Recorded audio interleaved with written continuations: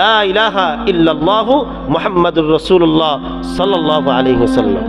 সবাই জবানে বলছি লা ইলাহা ইল্লাল্লাহ, আল্লাহ ছাড়া কোনো মাবুদ নাই, মুহাম্মদ সাল্লাল্লাহু আলাইহি ওয়াসাল্লাম আমাদের কি নবী।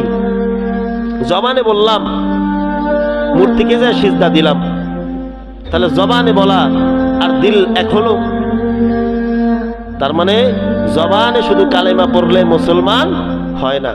মুসলমান হতে হলে এই লা ইলাহা ইল্লাল্লাহকে বাস্তবায়ন করতে হবে, নিজের মধ্যে ফিট করতে হবে যে আমি যে লা ইলাহা ইল্লাল্লাহ সাক্ষ্য দিয়েছি এটা আমার মধ্যে আছে, যে লা ইলাহা ইল্লাল্লাহ, আল্লাহ ছাড়া কোনো মাবুদ নাই। তার মানে আল্লাহ আমাদের মাবুদ, ইবাদতকারীকে আল্লাহ, রিজিকদাতাকে আল্লাহ, খাওয়াইকে আল্লাহ, পালেনকে আল্লাহ।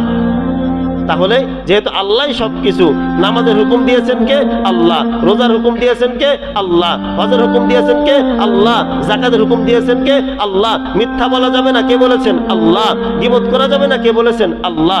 এই সব কিছু যেহেতু আল্লাহ বলেছেন, সুতরাং আল্লাহর এই বিধানকে আমি স্বীকার করলাম, তাহলেই আমি পরিপূর্ণ মুসলমান। শুধুমাত্র লা ইলাহা ইল্লাল্লাহ বললাম মুসলমান হয়ে গেলাম এমনটা নয়। আপনি যদি প্রত্যেকটা বিধানকে মানতে পারেন তাহলেই আপনি মুসলমান।